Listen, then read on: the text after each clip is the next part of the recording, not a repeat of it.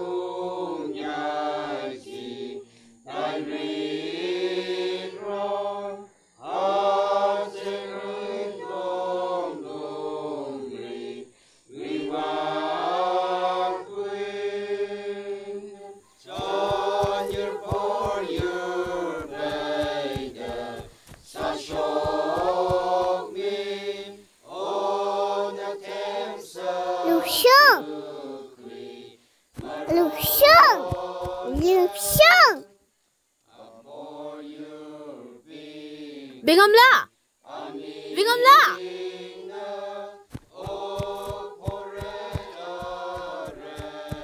Lushung! Lushung! Lushung! Lushung! Nang kadai de salino. Ising thiyuge tawbani. Yumda thaknaba ising amta lehawdare. Noi katanatte. Akogi sun thaknaba ising amata lehawda. Ado kungi buki achawbada. Ising naibara yingosila. Hoy yingosila.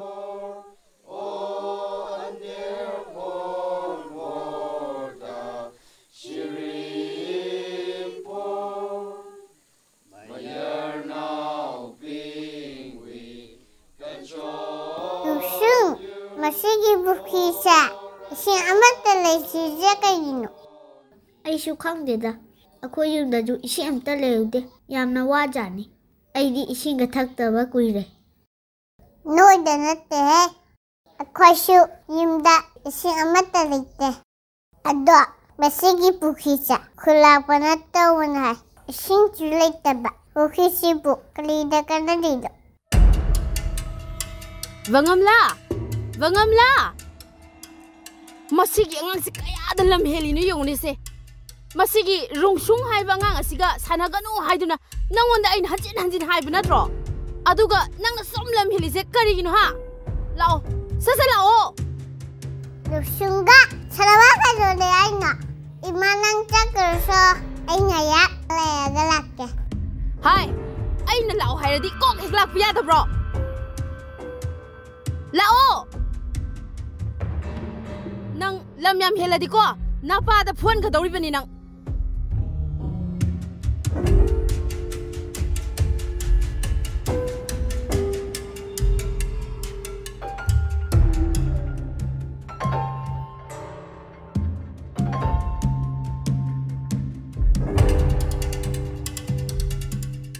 Yunggi tabak ingkang tawduna lagi di hairadana karigino na chanu pidugo koicha chatuna lairibuduna. Ho na chanu pise rungsung haiba mama mapa masa khangdaba ngang duga ne koicha chatmina duna leirami. Ha, kari haiba rungsung haiba ngang duga chatminariba. Aina nongonda rungsungga sanaganu haiduna hajin nanjan haiba natro. Aina ngang liba mayamsi nangna pumna makariyamada tahallaba natra ha. Ipa. Sunda, aduh yang nasabi do kay gino. Madi babuya fadani. 야래 따링제 룽숭 하이바 ngang amuk hana laiminnaramlaba ko nang aibu fatte haina haigano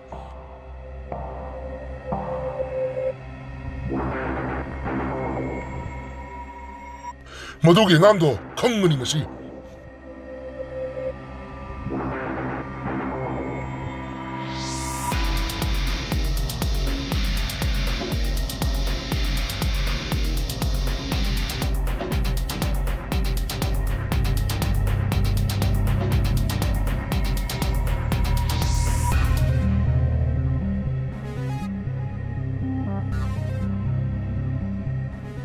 Ngang, karigino nang na aigi chanupi bengam laga hege chanamine yarisha.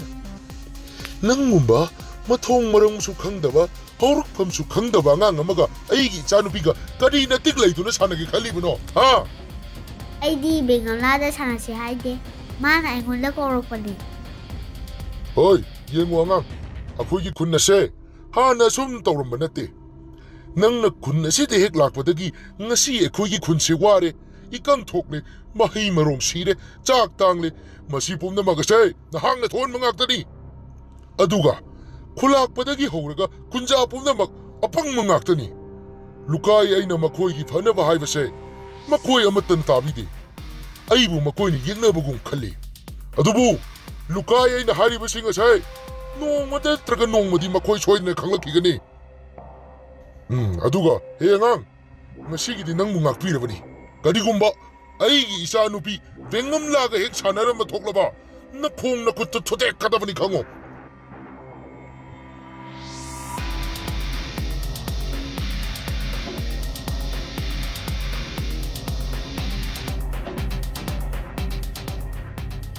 Kari haiba, lukai na nangwanda namana pa masak khangdaba, haurakpham khangdaba haira I haiba. Haira ima. Aduga aina maram uraga kunchida phattaba yamla su thokle hai kunchida ikang tholi se aina ni hai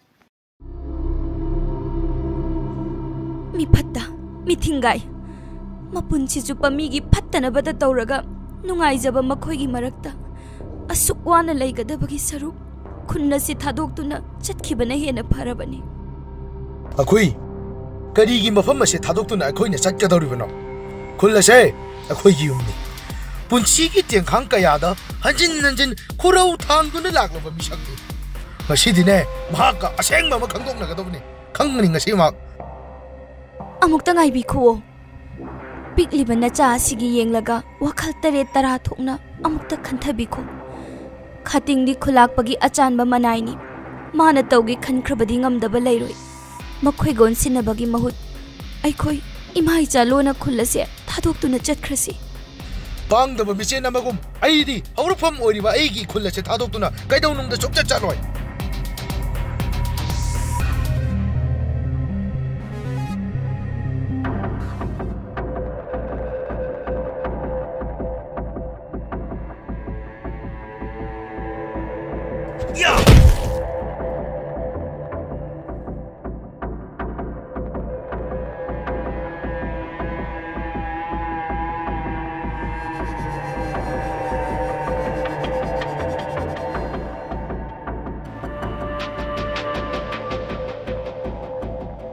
Lukai! Lukai! Mapanda tholo! Wari sasi Lukai! Ya! Lukai! Ay, mapanda tholo abne Lukai! Kating! Karigino nang na aigi umda laklaga hui angawbugum na khonglibade machok mapak naidaba saradana nang ai kanano haibasi masak khangdraba malene ai Khangi! Nang kanano haiba ay masak munna khangi nangdi khulakpana loiba hoine ya kating nangumba kari sulaitaba khunjamana aingonda usit thawoidana asumda tawba yabra ayo nangi kari pendaba lay ayu matam charadi nathwai machado kanbiga hoy nang na I punchigi mamal lepkadaba natte nangi yathangna ay hingadaba su natte karigino nangna kari su khangjedriba aigi pikliba ichanupa rungsungi thamoi soknanaba wa ngangliba ha adugi waida nangna hui angawbugum mapam masida kongliba Lukai ताजौ है मदुगी अंगांगदो नंगी नचा नते महाक्ति मथोंग मरम खंगदबा हौरक फम खंगदबा अंगांग ने मान मरम ओइरगा अखोई खुल्लसै नोंग नत्रग नोंगमदी उत ओइना तुमनगदौरिबने हौजिक सु मतम लैरी नंग अंगांग अदु खुन्नसिदगी ताथोको अईगी थवाइदगिसु हेन लून खंजरिबा अईगी इचागी मरमदा नंगना अदुमना उचित थवाइदना ngang ha natik leiradi taado pai khalo nang ngamlaga aigi thawai lo aina ngamlaga nangi na thwai do laurage ya ya ya ya ya ak ya ya ya ya ya ya iya lukai 카팅이 마펌드에 노래는 하이두나 아이는 낭원다 하이 크라바나트라 거리기 낭 아이기 야통 인드리바노 난 아이네 소이크레 아이 봄뜨디 악비요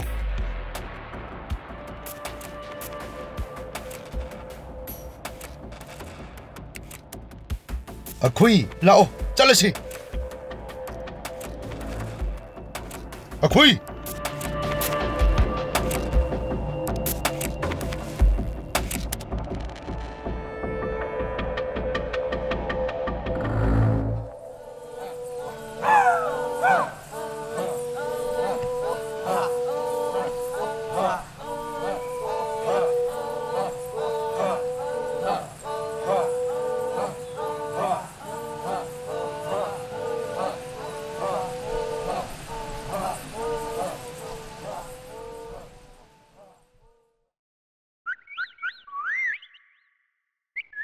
लाओ लाओ नखुद नसाका तो हमदोक लो साक चानब तौरसी इसा चाक लामलमलनी होय इमा इपागी रुंगसुंग इचा वारमलनी चलो चलो चाक तो चाथोरो होय इपा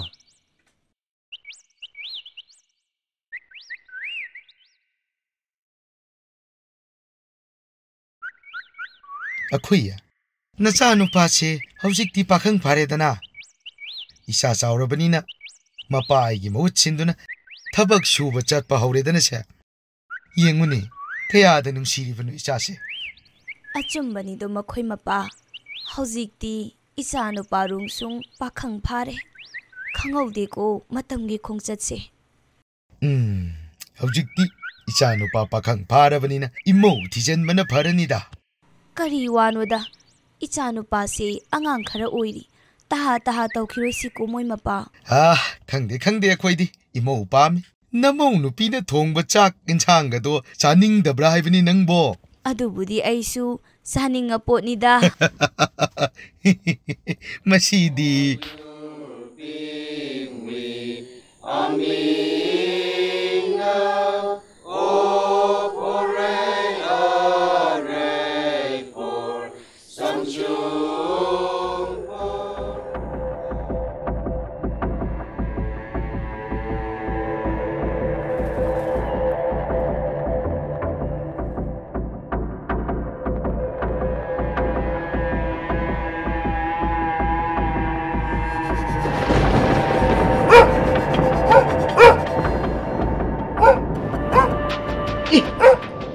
मसीगी मोंसोंसिदा करीबु लेजानोने हुईसिना मसिदा येंगलगा कन्ना कन्ना खोंगिसिबो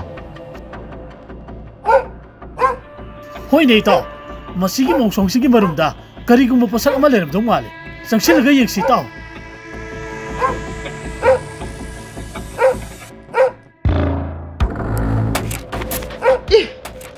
मसिदी सासिबनिनि ताउ इश सासिंग असिबो कनाना सुतम थिना हालमिबनो इताउ मतम महनगुमसि खुलाकपदा हुजम चत्तुना पावसि पीरोलसि